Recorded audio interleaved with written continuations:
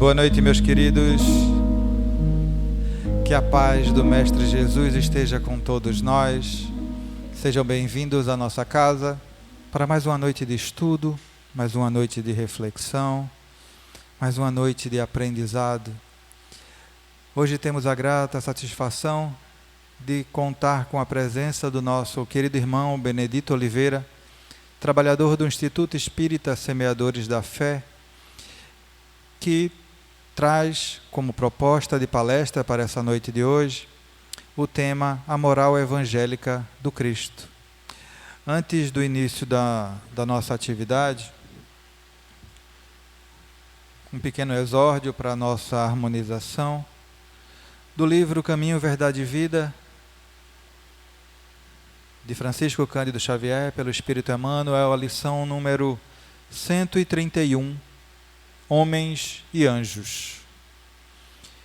Enquanto os anjos, sendo maiores em força e poder, não pronunciam contra eles juízo blasfemo diante do Senhor. Segunda Epístola de Pedro, capítulo 2, versículo 11. É lastimável observar o grande número de pessoas que estão sempre dispostas a proferir sentenças blasfematórias uma para com as outras. A leviandade domina-lhes as conversações, a mesquinhez lhes corrompe as atividades nos mais diversos setores da vida. Exceção feita aos sinceros cultivadores da luz religiosa, quase todos os homens se conservam à porta de situações ásperas em que o esforço difamatório lhes envenena a vida. Alimentam antipatias injustas para com os irmãos de atividade profissional, pelo próximo que lhes não aceita as ideias, pelos companheiros que não se afinam com os seus princípios. E como a lei é de compensação e troca, receberão dos colegas e dos vizinhos as mesmas vibrações destruidoras. Guerras silenciosas, neste sentido, têm por vezes secular duração. Entretanto, o homem jactancioso está sempre rodeado pela ação benéfica de espíritos iluminados e generosos, que, quanto mais revestidos de poder divino, mais se compadecem das fragilidades humanas, estendendo-lhes mãos acolhedoras para o caminho, jamais pronunciando juízo condenatório diante do Senhor. Toda vez que fores compelidos a analisar os esforços alheios, recorda a palavra de Pedro. Não se esqueças de que as entidades angélicas, mananciais vivos e sublimes de força e poder, nunca anunciam sentenças acusatórias contra ti diante de Deus. Que assim seja. Vamos agora fazer a nossa prece para o início da nossa atividade principal. Elevemos o nosso pensamento ao alto e roguemos. Querido Mestre Jesus, querido irmão e mentor Moacir, agradecidos estamos por mais uma vez abrires as portas de tua casa para nós, aqui vir e beber dessa fonte inesgotável que é o Evangelho do Cristo Jesus, à luz da doutrina espírita. Que o nosso Mestre, que os bons espíritos que nos auxiliam, que nos guardam e orientam, possam nos intuir, possam facilitar o entendimento do que aqui será ministrado nessa noite, para que possamos sair daqui hoje um pouco melhor do que aqui chegamos. Que Deus abençoe essa nossa casa, que o Mestre Jesus ilumine os nossos caminhos e todos os nossos irmãos de religiões similares, religiões cristãs, que trabalham incansavelmente na divulgação do Evangelho do Cristo. Que assim seja, graças a Deus. Meus queridos, passarei a palavra agora ao meu querido irmão Benedito. Peço a colaboração de todos para prestar atenção no que será ministrado e peço a gentileza de desligarem os celulares. Que Deus os abençoe. Querido irmão, pode ficar à vontade.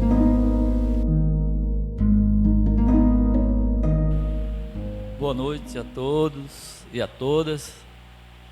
É com prazer imenso que recebi o convite de estar nesta casa.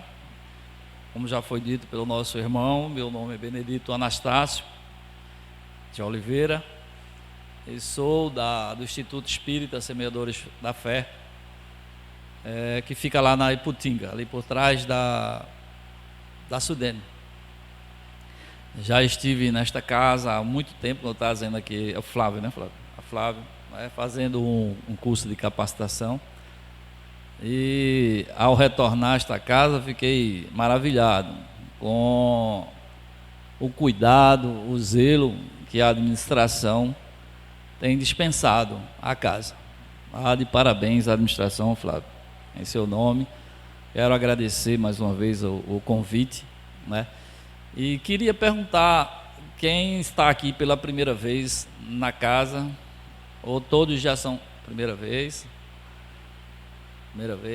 sejam bem-vindos, é importante, mas já conhece a doutrina, né? Já tem conhecimento básico da doutrina espírita. Isso é bom, porque aqui viemos buscar conhecimento espiritual. A casa espírita, por excelência, ela nos dá esse poder de conhecer, de ter conhecimento, né, da verdadeira espiritualidade, né? E nós vamos tentar aqui, né, trazer na noite de hoje uma conversa simples, direta, mas diante do tema que me foi dado, né, a moral evangélica do Cristo. Eu fiquei muito feliz porque esse convite veio lá atrás e todas as minhas palestras desse mês, né, eu acabei utilizando o mesmo tema. Foi muito bom. Eu já fiz umas duas palestras com esse tema. Tem um amanhã e tem outro no dia 17. Eu vou seguir por esse caminho. Então foi ótimo. Primeiro porque trata, né, fala da moral do Cristo no mês em que ele, né, é o aniversariante. Então foi muito bom ter me passado esse tema. Em uma outra casa eu estava inclusive trabalhando no outro tema, mas já tinha preparado daqui da casa, né, do grupo espírita Moacir. Eu disse, não, então vamos. Ela também concordou pelo tema. Bom, gente, primeiramente eu gosto sempre de fazer uma respiração, né, profunda, porque eu sei que vocês não estão, nenhum de vocês estão nervosos, apesar de estar um pouco mais distante, mas eu aqui estou, né? Estou na casa como palestrante a primeira vez, então a gente geralmente faz uma respiração profunda para que a gente possa se harmonizar nesse momento. E é o que eu sugiro, né? Muitos de vocês, como eu, né, vieram do trabalho, um dia puxado, e a gente precisa deixar lá fora todos os pensamentos, todos os sentimentos, né, que nos aborreceram, para que a gente possa se integrar à harmonia desta casa, a harmonia espiritual dessa casa de luz. Todas as casas espíritas, porque estamos numa delas, mas toda casa que fala sobre o Evangelho de Jesus é um ponto de luz na imensidão do universo. De longe, os espíritos errantes veem esta casa e para aqui vêm buscar conhecimento, orientação e ajuda. A gente tem noção, né, desse espaço físico aqui, limitado, mas ele se expande, né, para bem longe da delimitação física do prédio. atinge toda essa comunidade, né? Então o que essa casa faz aqui, né, se expande a todos os moradores, a todos os vizinhos desta casa, né? E nós que viemos aqui hoje, levaremos com certeza para nossas casas também essas energias salutares que estão sendo depositadas em cada um de nós neste momento. Então, a escolha que fizeram de estar aqui é muito importante. Fizeram uma ótima escolha. E sendo assim, né, e para falar da moral do Cristo, a gente precisa fazer uma breve introdução, porque estamos falando dele, da moral dele e consequentemente dele, né? A gente vai buscar algumas informações bem longe, né? O Cristo, ele foi escolhido para governador da terra desde o início dela. Então, estamos falando aí de 4,5 bilhões de anos. Então, Jesus não é o governador da terra há pouco tempo, né? Anos antes de vir aqui, fisicamente falando. Ele já estava acompanhando toda a evolução da terra, né? Toda a evolução da criação, ele estava já lá no início, né? E com o passar do tempo e a maturação do planeta, né, veio a civilização humana propriamente dita, né? E ali mais ou menos 3.000 anos antes dele vir, né, quando a Terra passa por uma mudança, aliás, a humanidade, né, passa por uma transformação importante, que é justamente aquela divisa entre a pré-história, ou seja, um estado primitivo, né, da Terra, para um estágio de provas e expiação, que é o que a gente está hoje aqui. Então, na cisão desse tempo, ou seja, da pré-história para a história, ali houve uma reunião, né, em que Jesus, né, promete aos habitantes, porque naquele tempo já, né, com a invenção da escrita, que é o marco, né, da mudança da pré-história para a história, justamente o surgimento da escrita. E ali naquele momento, Jesus, percebendo que a Terra já estava bastante evoluída intelectualmente e materialmente, mas muito atrasada moralmente, não fugindo muito do que hoje a gente percebe. Temos muito conhecimento, né? Já estamos visitando outros planetas aí, né? Tentando nessa corrida espacial há muito tempo, né? A chegada da tecnologia. Então, já naquele momento, né? Aí vocês podem pensar assim: o que é que tinha já naquele tempo de evolução da espécie humana? Há 3.000 anos atrás, as pirâmides do Egito, né? E tantos outros eventos que a gente, estou citando apenas um, né? Que a gente tem conhecimento, né? Dos livros de história. Mas Jesus, percebendo naquele momento que a humanidade, né, evoluía materialmente falando e evoluía no conhecimento, não trazia uma outra característica que é a base da doutrina dele e o que ele quer para a humanidade e para a Terra, que é a evolução moral do homem. E aí ele nessa reunião, isso está no livro Caminho da Luz, ele diz que mandaria espíritos evoluídos para habitarem, né, basicamente nessas regiões onde já havia esse progresso, para que esses homens, né, moralmente falando, contribuísse para uma mudança moral da humanidade. E fez uma segunda promessa, que se isso não surtisse efeito, ou seja, mesmo com os exemplos desses irmãos que vieram para trazer uma questão nova, uma moral nova para a terra, ele mesmo viria, né? E assim ele cumpriu, né? Ao espalhar por todo o universo da terra, né? Basicamente 4 grupos, né? Ali os hindus, os egípcios, e aí ele saiu, né? Nós temos, por exemplo, alguns exemplos, né? Desses homens, né? O próprio Buda, né? Confúcio, na Índia, né?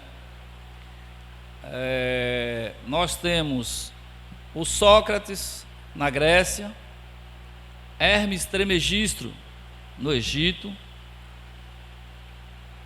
E esses homens, né, vieram com a moral própria e afinada para justamente contrapor esse crescimento intelectual e material da humanidade, né? E passados o tempo, né, passados os tempos, percebeu-se que a humanidade continuava sem crescer moralmente. E essa segunda promessa que o Cristo faz à humanidade, né, de vir pessoalmente, os próprios profetas, né, começam a perceber, né, a ter através da mediunidade essas visões do mundo espiritual, captando essas informações que foram deixadas por Jesus, de que ele viria, né? E existem inúmeras profecias, né, falando que o Cristo viria. Isso começou aí por volta de 1000 anos, 1200 anos antes dele vir, né? Então, o Velho Testamento, ele está repleto de informações dos profetas falando isso, né? Eles citavam, inclusive, detalhes, né, de como seria essa vinda do Salvador, né? De que família ele viria, enfim, ou então viria como veio mesmo, né? Junto de forma bem humilde. Então, chegado o momento, né, da vinda do Salvador, né, tudo é preparado, segundo conta os livros, né, que a própria Maria, o próprio José, João Batista, participaram dessa convenção, elas tinham conhecimento de que estariam, né, no momento da vinda dele para recebê-lo, né? E aí a gente começa a falar exatamente dessa questão da moral, né, quando ele chega, né? Porque quando a gente fala da moral do Cristo, aí a gente lembra das passagens dele, né? Falando, como já falava os evangelhos, do Deus único, né? De amar a Deus sobre todas as coisas e ao próximo como a si mesmo. Isso faz parte, né, de uma informação que nós já dispomos de Moisés, o próprio Moisés também, né, que veio no início, a primeira revelação para a humanidade, né? Amar os vossos inimigos, né? Então a gente tem inúmeras passagens dessa moral cristã que estão escritas aí principalmente no Velho Testamento, e após a vinda do próprio Jesus, ele fala isso, né? Ele relata essas questões e vivencia essa moral. Ele não deixou nada por escrito, né? Todos os escritos acerca da passagem de Jesus, dos 33 anos, foram os apóstolos, né, que escreveram. Né? Então, e aí quando ele chega, né, quando ele começa a sua vida pública, né, basicamente, né, ali nas bodas de Canaã, né, o primeiro milagre, aquela coisa toda.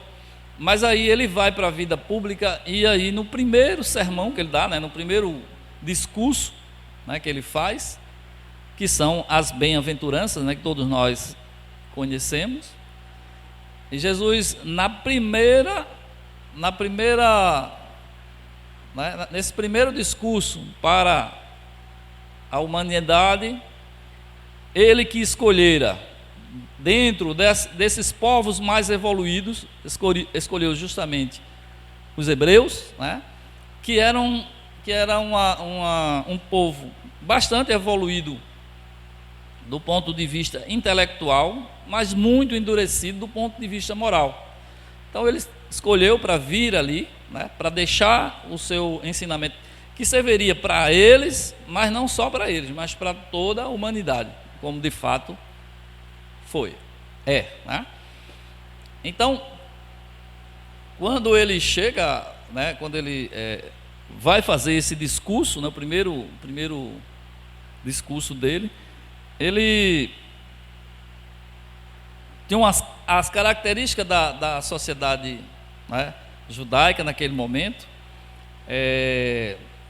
Uma característica básica era que para você ser feliz, que muitos deles não acreditavam na vida após a morte, acreditavam em Deus, mas não acreditavam na vida após a morte, né? Tinha o Deus único, foi uma das características dele ter vindo, né, para aquele povo.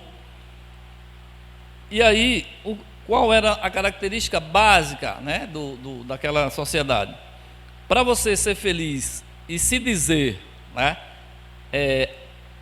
acolhido ou escolhido por Deus, você teria que ser rico, próspero e saudável, porque com isso você teria também vida longa. Por quê? Se a vida era só aqui, que ela fosse longa, mas que você fosse rico, que você fosse próspero. Por que rico e próspero? Porque não bastava ser só rico, teria que ser próspero, ou seja, cada vez mais rico, cada vez produzir mais riqueza. Então, dentro dessa filosofia de vida, vem o Cristo, e na sua primeira palavra, ele dá um golpe muito duro quando ele diz que os céus serão herdados pelos humildes. Ora, se eu acredito apenas no dinheiro, na felicidade, aqui e agora, como é que o Jesus vem dizer isso, né? Eles esperavam um discurso alinhado com esse entendimento de vida, né? Com esse entendimento de sucesso, com esse entendimento de felicidade, que só o dinheiro, a prosperidade e a saúde lhe daria. E aí Jesus, na primeira, bem-aventurados os humildes, né? Porque herdarão o céu, o reino dos céus, né?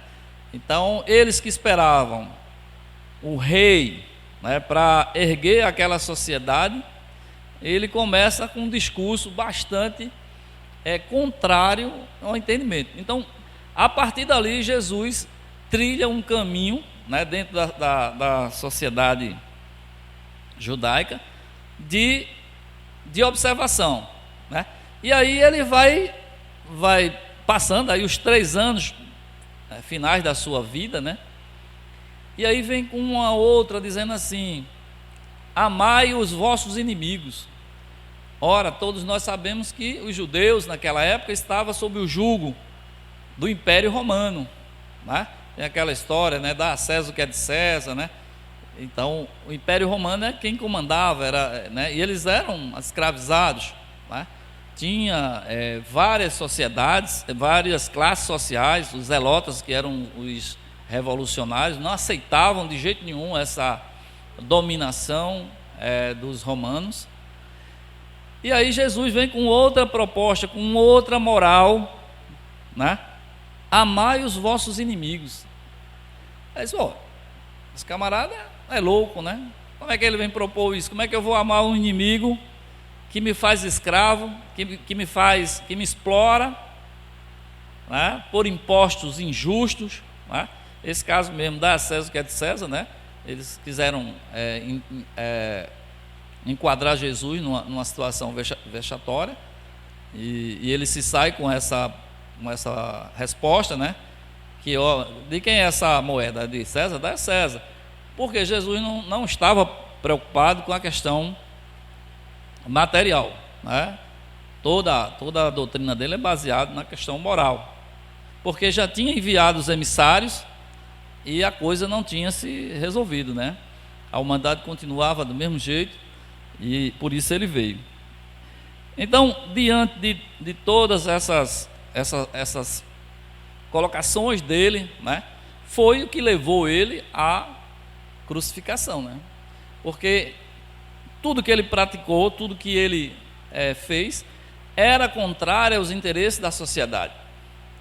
Então Jesus passou a ser um problema, né, para aquela sociedade, e acabou no que a gente conhece da história, que foi a crucificação. Então essa seria, né, de tudo que ele falou, de tudo que ele deixou, né, para que os apóstolos, de tudo que ele vivenciou na verdade, né, porque ele não escreveu nada, de tudo que os profetas, né, copiaram, os apóstolos, né. Essa é a moral do Cristo, que é o tema de hoje, né? Mas eu trouxe para vocês hoje um resumo dessa moral, e aí eu vou detalhar para vocês, porque são só 5 que está, né, contida nessas outras que nós falamos aqui, né, que estão lá nos evangelhos, mas 5 durante a passagem dele, né, da manjedoura ao Calvário, ele deixou impregnado na história 5 passagens importantes, que essa é que eu peço a vocês para ficarem atentos, observar. Como eu disse, vocês vieram aqui buscar conhecimento espiritual. Esse Hermes Trismegisto, que eu falei agora, que foi um dos... Hermes Trismegisto, ele veio mais ou menos 1000 anos antes de Cristo. Ele foi contemporâneo de Abraão. Dizem que Salomão bebeu nos conhecimentos dele. Eles foram contemporâneos, né? Ele é um homem culto, né? Deixou 2 livros, mas muitos ensinamentos, esse Hermes. E Hermes Trismegisto deixou uma questão importante do conhecimento espiritual. Veja o que é que ele disse. Ele disse que o conhecimento espiritual não pode ser dito, não pode ser passado, isso, veja, 1000 anos antes de Cristo, aos fracos, às pessoas que não têm condições de conhecer. E aí você entende por que Jesus falou em parábolas, né? Então, as pessoas que não tinham condições de ouvir a verdade espiritual, ele falou em parábolas. Hermes já falava isso lá atrás. Então, as pessoas fracas, as pessoas que não tinham condições, né, seja pelo conhecimento intelectual, seja mesmo por uma fraqueza mesmo cognitiva ou emocional, então ele dizia que o conhecimento espiritual não poderia ser repassado por essas pessoas, e nem poderia ser repassado também para os maus, porque eles poderiam fazer uso desses conhecimentos para praticar o mal. E aí a gente entende, né, porque Jesus falou em parábolas, né? E foi necessário 1800 anos depois o Espiritismo vir para esclarecer o que estava escrito nessas parábolas, entendendo que em 1857, quando ele escreve o Livro dos Espíritos, né, que é o primeiro, que é justamente a parte filosófica da doutrina, a humanidade já estaria madura para entender e compreender os conhecimentos e receber os conhecimentos espirituais. A casa espírita, ó, aqui vocês têm informações sobre o conhecimento espiritual. Eu ontem estava atendendo uma jovem de 20 anos, estudante de medicina, e a gente estava aplicando passes magnéticos nela, uma dor, ela tem uma dor, enxaqueca e tal, e falando com ela, né, e ela dizendo, não, eu sou católica e tal, mas vim aqui porque acho que tem alguma coisa aí que eu não estou... Eu disse, bom, a gente aqui não dá receita de religião para ninguém, a gente, né, toda casa espírita, vocês sabem disso, né? E conversei muito com ela, é uma estudante de medicina, né, que tem sua religião, e eu disse, seja uma excelente católica, você não precisa se despir da sua religião, das suas convicções para aceitar o espiritismo. Porém, a casa espírita, ela tem essa característica, ela tem esse conhecimento, porque assim foi dado a conhecer, né, da doutrina, para que a gente adentre em temas e sofrimentos do indivíduo que outras religiões ou que mesmo a ciência não consegue, né?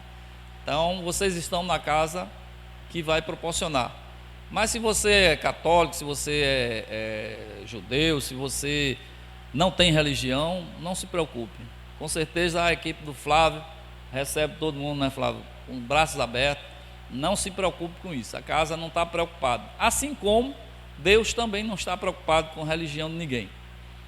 Quem assistiu o Luciano Huck domingo, ele falou de um pedreiro que mesmo sem dinheiro e construindo a casa dele inacabada, construiu outras casas, concluiu outras casas, e a dele foi quando o pessoal foi lá e fez a dele. Então, Deus não está preocupado com a religião daquele rapaz. Ele está fazendo, ele pode ser ateu, ele não tem nada a ver, né? Deus está preocupado com o coração dele, que é onde Deus e Jesus quer fazer morada. Uma outra questão importante que a doutrina espírita faz questão de esclarecer é separar Deus de Jesus, certo? Isso é uma questão que a doutrina espírita deixa bem claro, porque Deus é intocável, você não consegue tê-lo como... A gente nunca vai ser Deus, só existe um, né? Jesus sim. Então, se você colocar uma divindade em Jesus, ou seja, torná-lo Deus, ele vai se tornar inatingível, ou seja, a gente não vai nunca ser, ele nunca vai ser exemplo para a gente, porque a gente nunca vai chegar a ser Deus. Então é importante, isso é conhecimento espiritual, certo? Isso é conhecimento espiritual, porque se eu misturar Deus com Jesus, eu vou ter um problema. Jesus é um exemplo, e ele disse: vocês podem fazer tudo que eu fiz e muito mais. Veja, há 4 bilhões e meio de anos, ele já era puro, ele já fazia parte de uma legião de espíritos puros, mas nunca foi nem é Deus. Ele é filho de Deus, como eu, como você, e todos são. Então é um conhecimento que a gente, quando chega na casa espírita, ou em qualquer lugar que possa entender assim, separar Deus de Jesus. Jesus aqui, a gente pode um dia, né, depois de muitas idas e vindas, chegar próximo dele, ou até passar ele, como ele disse, né? Mas isso é uma longa caminhada, mas jamais podemos ter Deus como meta. Só existe um, é intocável, né? Materialmente falando, não. Então isso é importante, e por isso é um conhecimento espiritual, né? Então, voltando a essa questão. Então, Jesus, ao se preparar para vir, né, ele traz a primeira das 5 revelações que eu vou falar aqui agora. Eu trouxe inclusive as imagens, mas não foi possível. Então, imagine, eu acho que aqui alguns de vocês devem ter em casa nesse momento aquela representação da manjedoura, né? José, Maria e Jesus. Alguém pode já ter feito um dia ou está fazendo agora, porque é o mês, né, de colocar. Alguns botam outras coisinhas mais, né? Os bezerrinhos, né? E até os reis magos chegando. Mas a primeira revelação da vinda de Jesus, e aí eu estou falando dos 33 anos de vida dele, da manjedoura ao Calvário, ou seja, ao último dia dele aqui. Então, nessa primeira passagem, né, nesse primeiro momento, ele deixa a primeira importante lição para todos nós. Jesus poderia ter escolhido, como os profetas falaram, vir nas melhores famílias, né, judaicas, né, a mais rica, né, a mais próspera. Ele poderia escolher qualquer uma dessas. Escolheu a mais pobre. Maria e José não tinha praticamente nada, era um simples carpinteiro. E foram para Belém porque estava, né, era necessário ir naquele tempo que ela foi para lá. E ao chegar em Belém, como era uma cidade pequena e muito procurada naquele momento, eles não encontraram nenhuma hospedagem digna, né? E foi ter Jesus numa cocheira, que a gente chama de manjedoura, né, para ficar mais bonito, né? Mas na verdade era uma cocheira, uma estrebaria. E o berço de Jesus foi um coxo onde se coloca a ração dos animais. Ele não precisava disso. Ele tinha poderes, tinha para escolher uma outra situação. Mas veja, o primeiro exemplo foi ter vindo nessa condição. Tu vai me informando aí, Fábio. Ter vindo nessa condição. E que condição é essa, pessoal? Que lição é essa que ele nos dá? Como? Humildade. É a primeira lição das 5 que eu quero falar para vocês. Humildade. Não tinha nenhuma assistência material. Era Maria e José. E só. Agora, a assistência espiritual aos montes. O tempo que ele passou aqui era ladeado pelos grandes amigos espirituais do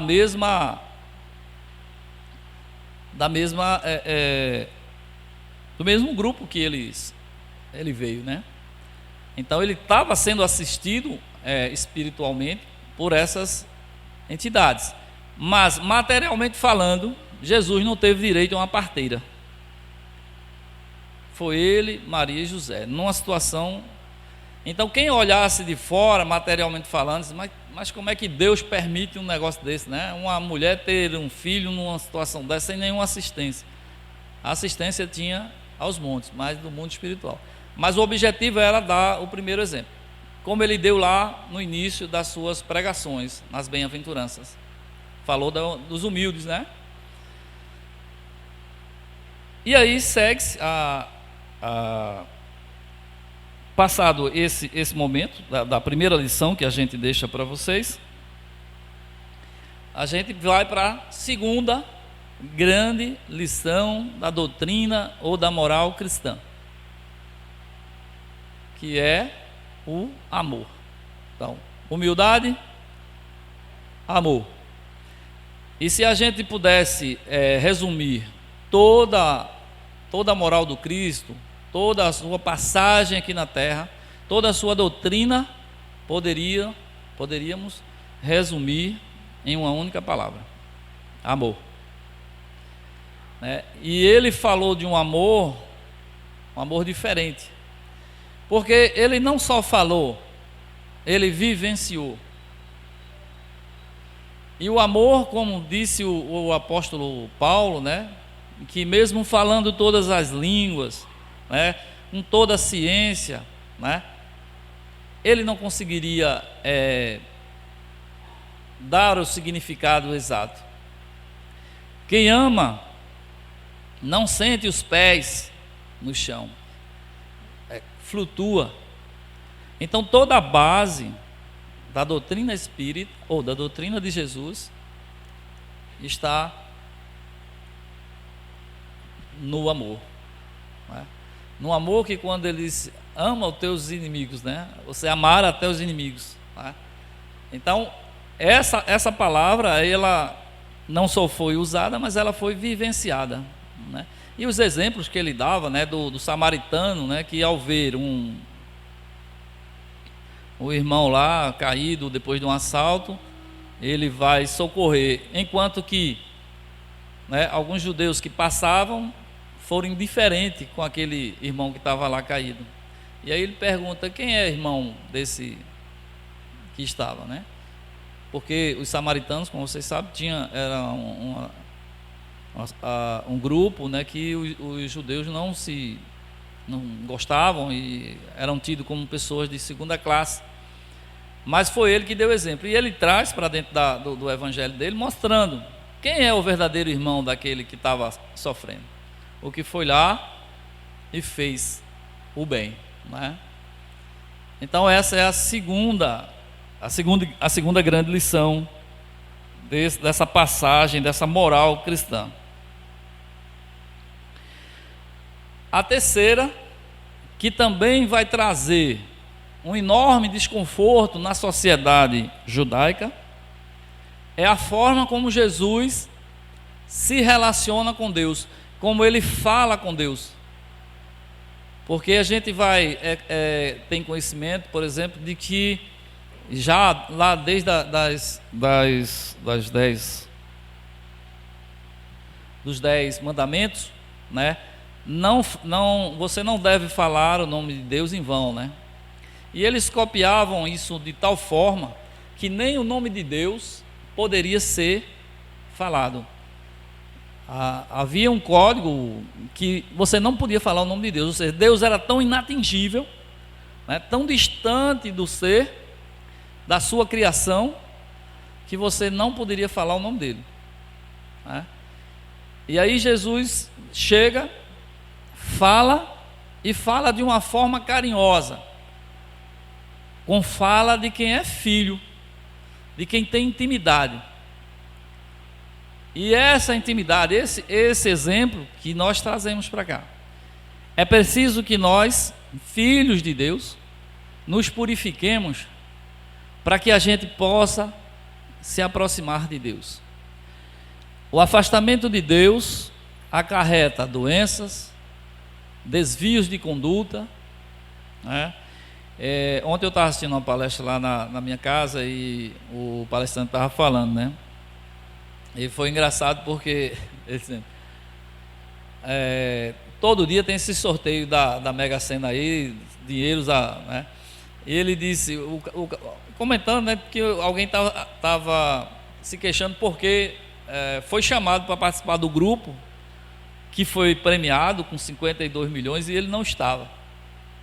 E ele disse: meu amigo, você não sabe o que estava por trás disso. Você foi chamado e não conseguiu, ou não esteve atento, porque talvez esse dinheiro no seu bolso lhe acarretasse um desvio de conduta, porque dinheiro, poder e sexo, essas três coisas, meus irmãos, tome muito cuidado. Dinheiro, poder, geralmente andam juntos, Dinheiro, poder. Então, tome muito cuidado. Para derrubar é um piscar de olho. Você carrega uma vida inteira tentando se purificar, como eu disse, né? Tentando se aproximar de Deus, ter intimidade com Ele, e num momento infeliz da sua vida, ao entrar num ambiente, numa academia, ao ver uma jovem bonita, né, com umas roupas, né, mostrando as curvas, você enlouquece, ou vice-versa, o homem ou a mulher, né? E dali para você destruir seu casamento, para você destruir um relacionamento, é rapidinho. Além de carregar todos os problemas espirituais que estão na questão do adultério. Os trabalhadores desta casa, como em todas as casas, o que a gente recebe diariamente de homens e mulheres que se perderam nas últimas encarnações por conta do sexo, por conta do dinheiro, é assim, quase todas estão ligadas a essas questões. Então tome muito cuidado. Então essa seria a terceira lição dessa passagem de Jesus: humildade, amor e agora essa relação com Cristo, né? Onde ele chega a chamar pai, paizinho, né? Segundo as traduções da língua da época, né? E realmente a gente não pode se aproximar de Deus se a gente colocar Ele distante. O Livro dos Espíritos, né, na questão, me parece que é 621, 620, me perdoe agora não lembrar exatamente, ele diz que a lei de Deus, que é uma lei natural, está em nossas consciências, e que a criança mais tenra, né, logo nos primeiros anos, já sabe o que é certo e o que é errado, não é? Então quando você tem Deus nessa condição de um ser inatingível do ponto de vista dessa relação, né, entre pai e filho, você não consegue, né? Você acha que... E a conexão dele é mente a mente, né?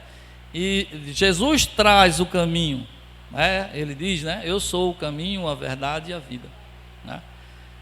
Para chegar ao Pai é só seguir as lições que ele deixa nos evangelhos que estão aí, né?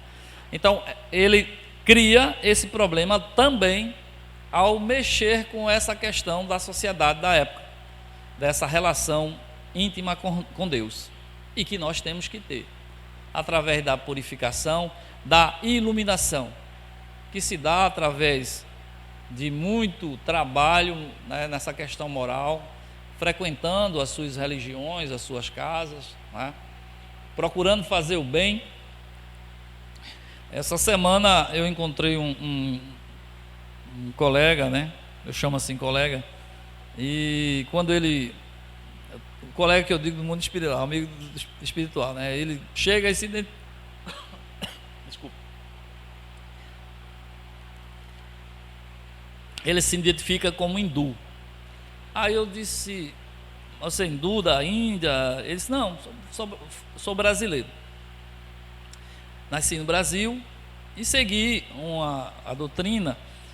E ele, assim, usava até as mãos da forma como ele fazia a meditação. Ele diz: eu não fiz o mal, mas também não fiz o bem. Então, a questão dele, de ter procurado uma casa espírita para se orientar, ter conhecimento espiritual, foi exatamente o autoconhecimento que ele tinha, né, de si, não foi suficiente para, quando chegar no mundo espiritual, olhar para trás, e aí ele diz: eu esqueci do outro, eu só pensei em mim mesmo, né? O meu autoconhecimento ficou ali só para mim. Então isso foi uma questão que trouxe um desconforto para ele no mundo espiritual, e veio para... Eu até brinquei com ele, disse, como ele falando, né, da evolução dele nesse ponto, eu disse: o que é que você tem para você nos traz de informações? Ele disse: Nunca seja radical, que foi exatamente o que ele fez, né? Pensou só nele, nunca seja radical, né? E a questão do orgulho, né? E ele disse: sai às ruas, para fazer o bem. Essa casa é uma casa que tem, né, um trabalho social grandioso. A minha casa também tem, a gente tem uma creche lá com 120 crianças. Ah, mas eu não tenho dinheiro, eu não tenho recurso, eu não tenho uma cesta básica para dar. O Flávio sabe como você trabalhar aqui, ajudar, recepcionar, entregar um panfletozinho. Então tudo é trabalho, né? Pensar no outro. Toda a doutrina de Jesus é nesse sentido, do outro. E se você observar que de todas as outras doutrinas, vou pegar aqui apenas uma, a de Sócrates, né? Todos os discípulos de Sócrates, os que vieram depois dele, levaram adiante a filosofia dele, que chegou até nós. Eu não estou falando de Sócrates, mas a do Cristo não. A do Cristo, ela é exatamente o contrário. Ela olha para o outro. Enquanto algumas dessas doutrinas deixadas por esses homens era autoiluminação, a do Cristo não. É para o outro. Tudo é o outro. O convívio em sociedade, né? E essa semana eu fui chamado para dar uma... Não era bem uma palestra, né? Aqui no Morro da Conceição, no período da festa mesmo. Foi um domingo, esse agora fez 8 dias. Eu fiquei meio assim, disse, o que é que eu vou... Não me deram o tema, e me chamaram, que era o grupo Mulheres do Brasil, que eu conheço algumas pessoas, e o tema era a violência contra as mulheres. E por eu ser da área de segurança, ela me chamou e disse, tu vai lá dar uma palavra, é rápido, é 5 minutos. Mas, poxa, era a festa do morro, era dentro do santuário. Aí um espírita ir para lá, é um negócio bem complicado, né, Flávio? Aí eu sei que quando eu cheguei, o pessoal lá do padre, né, do padre Emerson, disse, tu não vai falar aqui de espiritismo, eu estou do lado de Maria, eu vou falar de espiritismo, eu vou falar de Maria. E aí o que eu falei, vou falar aqui para vocês. Tem uma passagem no livro Boa Nova, em que Maria, após a ressurreição de Cristo, que é um dos temas que a gente vai falar aqui, eu vou falar rápido porque meu tempo está terminando. A casa dela virou uma casa de peregrinação, como é o santuário aí do morro, né? E um dia, já à tarde, a fila, né, dos andarilhos, dos que iam buscar informações de Maria, vai terminando e vai chegando uma pessoa, o último da fila, né, com roupas parecidas com aquelas da época, né? E Maria começou a observar, e aí quando ele se aproxima dela, eu estou resumindo a história por causa do tempo, que ela percebe que era ele ainda fez o mesmo ato que ele fez para Maria Madalena e para os apóstolos, mostrando, né, as feridas, né, da mão. Aí Maria, né, tenta se ajoelhar na frente dele, né? E ele meio que assim pede para que ela se levante. Ela diz, não, aqui quem se ajoelha sou eu. E ele se ajoelha diante de Maria e diz para ela, é da vontade do meu Pai que tu sejas a rainha do meu reinado. Aí eu contei isso lá dentro, né? Aí eles ficaram maravilhados, porque a gente tem que saber aonde está, né? A gente, né? E no santuário de Maria tem outra pessoa mais importante que Maria, né? Essa mulher que quando recebeu o anjo Gabriel não titubeou, não disse eu vou ver, né? Claro que aceito, né?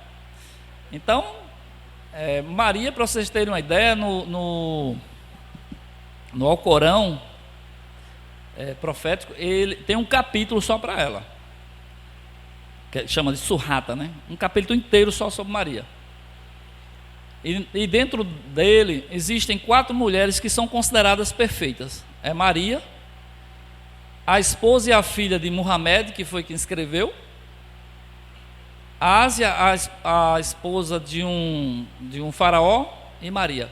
Somente 4 mulheres são consideradas mulheres perfeitas. Então, precisava falar mais de ninguém, tinha que falar de Maria, né? Então eu falei isso lá, foi rápido, foi uma coisa, mas foi maravilhoso. Saí de lá, como diz, já cheio de graça, né?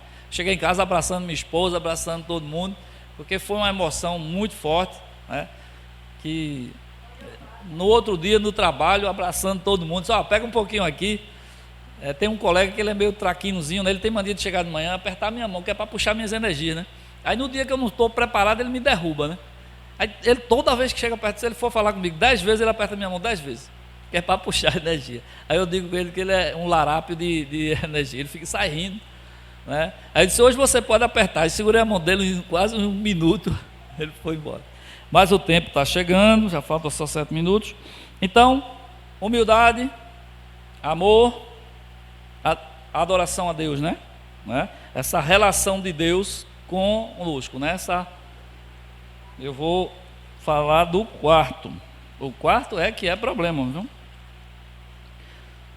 Perdão. Olhe. E aí ele vem com aquela questão, né? Aquela questão matemática de Pedro, né? Perdoar não 7 vezes, mas 70 vezes 7, né? Então perdão não tem limite.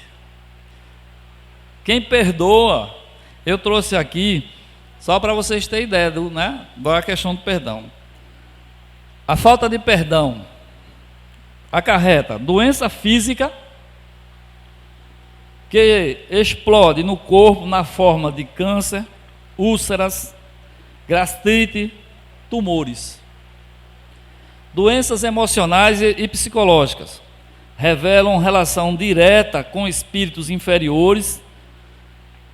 Você se torna uma pessoa amarga, isolada e que acarreta um isolamento social, não é? Quando você traz esse amargor, essa raiva, e a casa espírita recebe, olha, todos os dias, pessoas que estão no mundo espiritual atreladas a esses rancores, essas raivas do passado. É o prato da gente na doutrinação, é a falta de perdão. E o terceiro, que é mais grave, cria vínculos e laços com os desafetos, como se fossem ímãs, arrastando-os para dentro da casa, para depois chamá-los de pai, filho, irmão. Então, quando o ódio é tão forte que você não consegue realizar o perdão, a espiritualidade força um encontro dessas pessoas no nosso lar, na forma de pai, de mãe, para que seja possível, através da ternura de uma criança, você reverter. E enquanto aquilo mexe com você, né, é um pouco que amanhã, e em muitos casos, vocês sabem, a gente vê nas notícias policiais, pais matando filho, filho matando pai, né, jogando pela janela, porque não suportam, mesmo sem saber. E aí onde está outro conhecimento espiritual, que é a casa espírita, né, a reencarnação, né, que eu acho que a parte mais revolucionária da doutrina espírita. Porque eu procurei a doutrina espírita justamente por essa questão. Se sou bonzinho, vou para o céu. Se sou malzinho, vou para o inferno. Isso não me deu... por isso procurei, e aí conheci a doutrina espírita e entendi que através da reencarnação a gente é capaz de se purificar e se iluminar, né, ao longo das várias e várias reencarnações. O tempo está chegando e eu vou partir para outro. Então, humildade, amor, relação com Deus, perdão e a última, a mais importante, a ressurreição de Cristo, que se deu um dia após, ou 2 dias após a crucificação. Então, quando naquele domingo de Ramos ele aparece para Maria Madalena inicialmente, e depois para os apóstolos, ali ele lança, né? Ele lança um conhecimento espiritual para aqueles humildes, porque ele escolheu também pessoas humildes, né? Pescadores, pessoas ignorantes mesmo, né? Só Lucas é que era letrado, né? Mas os outros, né? Pedro mesmo, e pior, né? Pedro é um dos mais brutos, e foi ele que Jesus chamou para chefiar essa igreja assim dele, né? Depois da saída dele fisicamente daqui. E esse ato foi tão importante, meus amigos, que a partir dali todos eles se lançaram ao trabalho incansável de propagação dessa moral do Cristo, para que hoje esse humilde servo possa estar aqui nesta casa tão bonita, tão acolhedora, falando disso. E foi fácil? Não. Todos, com exceção de João Batista, foram decapitados. Mas para eles, pouco importava. Quem era o Império Romano, né, a força do Império Romano, para tirar aquela fé deles? Porque eles viram o Cristo ressuscitado. Aquilo foi tão forte na vida deles, que para ele morrer, e foram até os últimos dias de suas vidas pregar essa boa nova, essa moral, para que ela tenha hoje chegado a todos nós. E, mais uma vez, né, diante do mês em que ele faz aniversário, que trouxe essa mensagem, essa moral, eu quero desejar a todos vocês um Feliz Natal, né, que Deus abençoe, que Nossa Senhora, né, cubra todos nós com seu manto sagrado, que Deus esteja presente na casa de cada um de vocês, mas sobretudo no coração, porque quando ele disse que não habitaria templo de pau e pedra, ele estava se referindo à igreja que está em seu coração, porque ele sabia que a boca fala do que o coração está cheio, e se o coração está cheio da graça dele, da graça de Deus, nós estaremos iluminados e purificados. Meu muito obrigado e que Deus abençoe a todos.